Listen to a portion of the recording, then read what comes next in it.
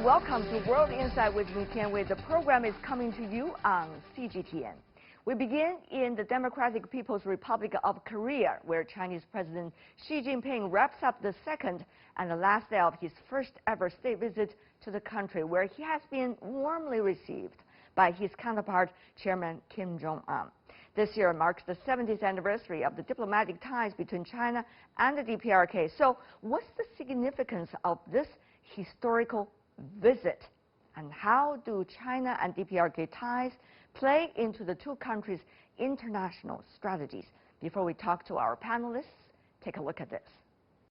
President Xi Jinping's first visit to the DPRK was the first by a top Chinese leader in 14 years. It's also the fifth face-to-face meeting between the two leaders in the last 15 months. After a warm reception by thousands of local residents, Xi and Kim sat down at the Kumsusan Palace of the Sun, where their talks focused on bilateral relations and regional concerns. The Chinese president stressed that Beijing is willing to offer assistance that could guarantee Pyongyang's appropriate internal security, while vowing to play an active and constructive role in maintaining peace on the Korean peninsula. Xi spoke highly of Pyongyang's efforts to push forward the denuclearization of the peninsula and calls for political settlement on the issue. Meanwhile, Kim says Xi's visit can help shape future relations and extend their unbreakable bond, just like one family. Kim added his country will remain patient regarding nuclear talks, even though the relevant party, with no name given, has failed to respond to his overtures. The meeting was followed by a welcome banquet and grand art performance. President Xi and his wife Peng Liyuan joined an audience of over 100,000 at the May 4th Stadium, watching a variety of performances including well-known DPRK art gymnastics, orchestras, and a number of Chinese songs. Before wrapping up the tour, President Xi also paid a visit to the China-DPRK Friendship Tower, built in 1959, a symbol of the two neighbors' long-standing friendship. This is a friendly visit and a very successful one. During his meeting with Chairman Kim Jong Un, President Xi clearly pointed out some key areas for the further development of China-DPRK relations, including close high-level exchanges, strengthening strategic communication, and deepening cooperation in practical areas. He also stressed the importance to communicate on governance and economic construction. The trip ended with Kim and his wife bidding Xi's delegation a fond farewell at Pyongyang Airport, where Xi also reviewed the DPRK's honor guard before boarding.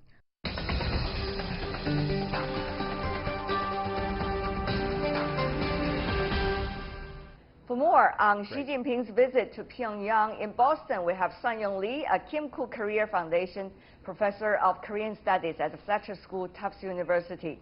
In Washington, D.C., Michael O'Hanlon, a senior fellow from the Center for 21st Century Security and Intelligence, director of the Research for Foreign Policy at the Brookings Institution.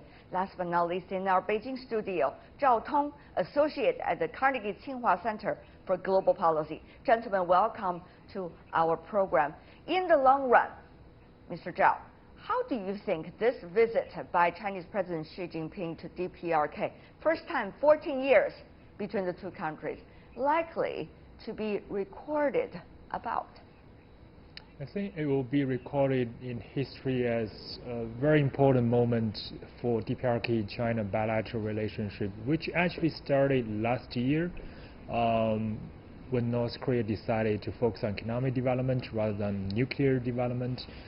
But that really paved the ground for the bilateral relationship to quickly recover and to improve. And this visit, the first visit by the Chinese top leader in 14 years, and also on the 70th anniversary of the bilateral relationship, could further promote the bilateral relationship in a wide range of areas. There will be more social exchanges, people-to-people exchanges, academic dialogues, sports exchanges, so building up mainly the fabrics of this bilateral relations even more. Mr. O'Hanlon, though, how much do you think this bilateral relations will be about the third party, or not at all? I hope that this can be a positive step in the China-North Korea relationship. But just as Donald Trump has gotten along better with Kim Jong Un, by itself, that is really nothing to brag about. So the economic reform that my colleague just mentioned, that can help. That can help improve the economic well-being of North Koreans. But we're going to have to see also a lightening in some of the political and gulag kind of conditions inside of North Korea. Mr. O'Hanlon, I have to say that Mr. Trump could play a positive role, instrumental role, but he chose to walk away from the last round of discussion with the DPRK leader. Now, we do not know whether there is going to be any future agenda for interactions. Obviously, engagement will be a way to have your opinions heard and have both sides work towards certain kinds of directions. And that has been thrown away by Washington so far. So, Mr. Zhao, China alone, how much can they play? Well, I would agree with my colleague in D.C. that improving bilateral relationship is not a goal in itself. The Chinese goal is very clear. China wants to promote denuclearization. In fact, China and Russia have been working on a proposal on a denuclearization roadmap, and maybe this China-Russian proposal will be presented to the North Korean leader, may have already been presented to the North Korean leader during the visit.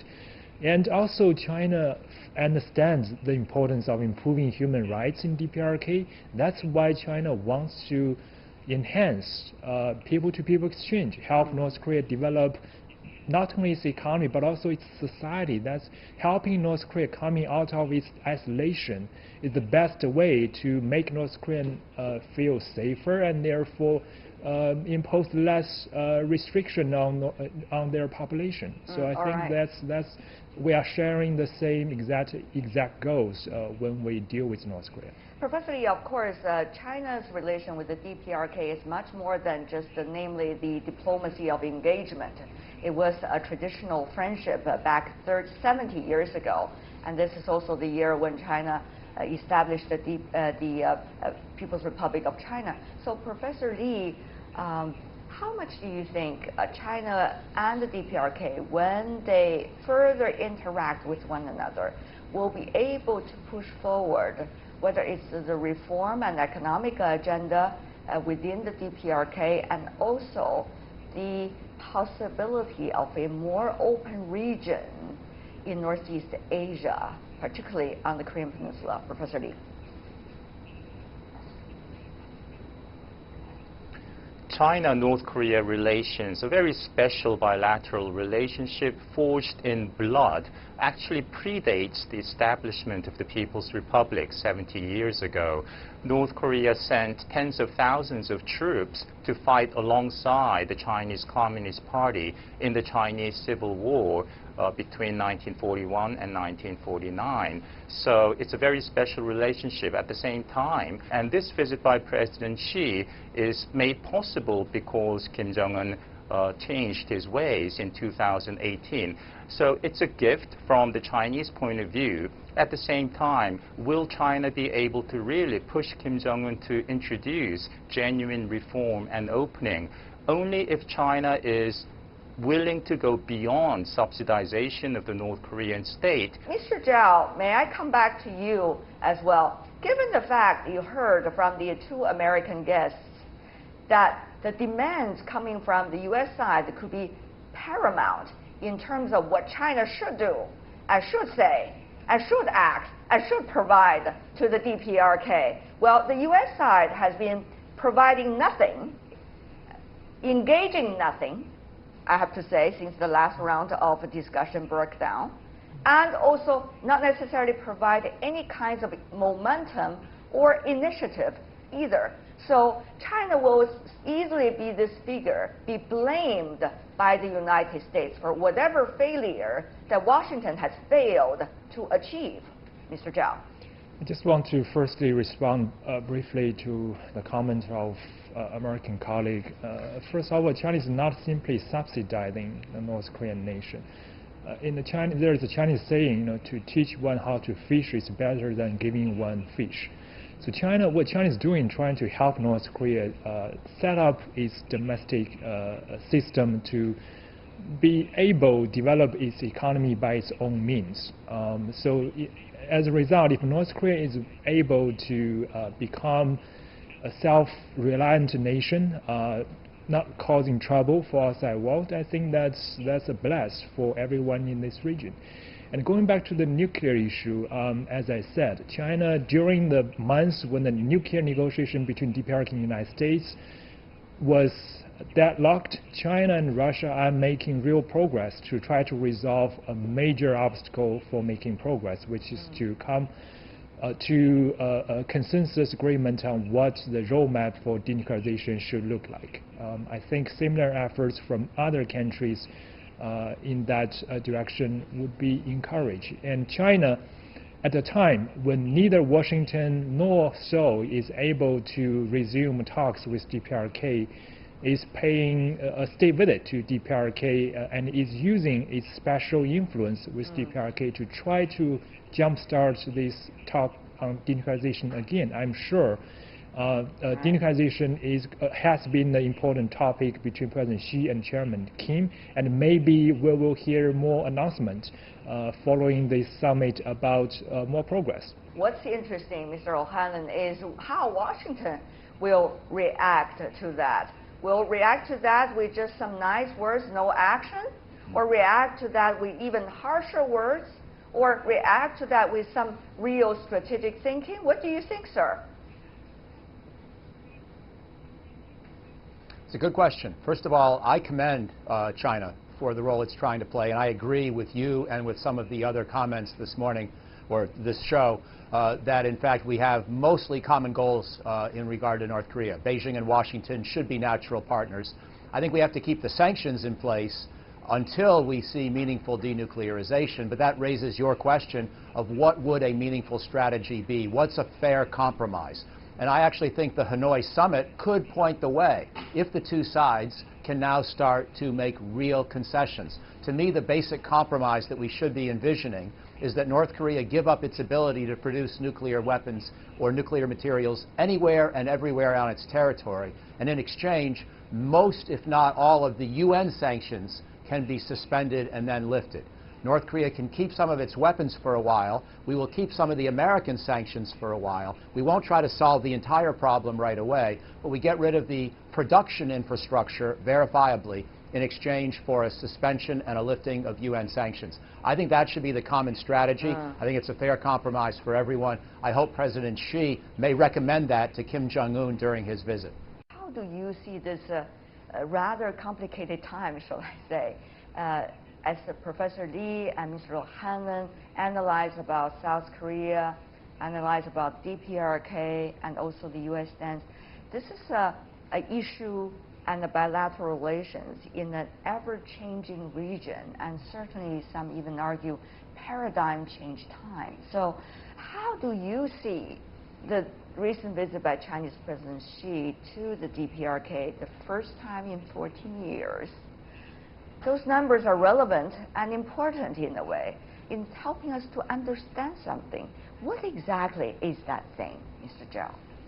Well, I think the moment of this visit is really important.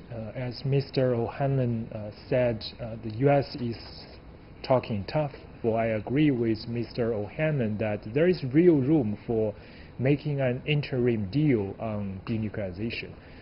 North Korea recently indicated that if both countries are willing to make some concessions, more concessions, there can be a deal. So I think North Korea is ready to soften its position a little bit. Maybe on the basis of what North Korea offered at Hanoi, North Korea might be willing to also shut down some additional fissile material production facilities outside Yongbyon, and therefore implementing a comprehensive freeze on its nuclear program.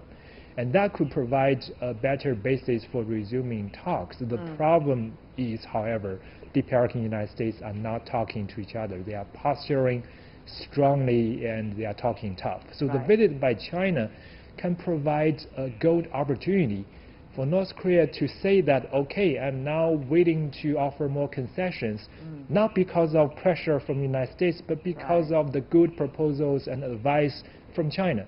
So it could be a face-saving way for North Korea and also for the United States to resume talks in the near-term future. Interesting. Mr. O'Hanlon, though, you know, when you govern, you try to see priorities. If one button does not work, for example, the talk between Pyongyang and Washington directly did not work for now because of the lack of interest coming from President Trump, then could Pyongyang be able to push the other button, which is maybe work harder on its economic development and bring a bit better quality of life to its people? After all, that's going to earn itself more credibility in the international community. That could also, of course, correlate with the 1 year's choice already of opening up the country and more for economic development. Mr. O'Hanlon, what do you think about these priorities that Pyongyang could choose from? Well, I think you're right. And in fact, I believe that's North Korean policy under what they call Byung-jin, trying to have a strong economy and a strong military at the same time. And now that they have perhaps several dozen nuclear bombs, you could argue that their priority should turn towards the economy, and that would fit with Kim Jong Un's stated strategy. But that's going to require lifting of some of the international sanctions that have been so painful. And you mentioned that President Trump walked away from Hanoi, and I think you're right that he needs to do more. But I also think it's worth taking note that Kim Jong Un demanded a lifting of the sanctions in Hanoi in exchange for a very limited amount of denuclearization. So I think the ball is also in his court to now choose. If he really wants to implement Byung-jin, I think it's time to recognize he has a nuclear deterrent that is sizable enough that he does not need to keep expanding it or modernizing it. And so he should give up not only the nuclear testing, and I commend him for that, he's already done that, but give up the nuclear infrastructure needed to make more bombs, hold on to that arsenal for a while, and then get most of the international and UN sanctions lifted so he can do what you said and develop that economy. Professor Li, of course, very interesting, Mr. Zhao earlier talking about you know, the way how the two countries are interacting now. Professor Li, what kind of momentum would that provide Washington? Because the Chinese President Xi is to meet President Trump very soon during the G20 summit. They could discuss a whole range of issues, which could include the DPRK nuclear issue. And therefore, Washington could also have a face-saving moment in which President Trump could well claim that, you know, I talked to my Chinese colleagues, and my Chinese colleagues told me certain good news, and therefore, I would like to say and do this toward the DPRK to give them a little bit new momentum to act in a positive direction. So, Professor Li, how much do you think Washington today and President Trump is willing to take advantage of this opportunity as China going between these two countries?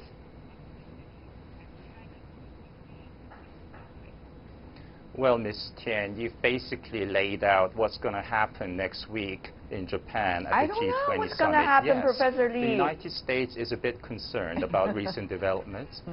It will happen exactly the way you put it, because President Trump will say, yes, my good friend President Xi leaned on Chairman Kim, said the right things, and yes, I will take advantage of this new opportunity. That's the practical approach, and it's no secret, of course, that the U.S. has been really leaning on, depending on China to carry out U.S. policy toward North Korea over the past decades, resorting various to moral suasion, you're a great civilization, responsible stakeholder, please put some pressure on North Korea, and things like that. So President Trump, in the end, will welcome the message that President Xi will announce to the world in Osaka, in Japan, next week.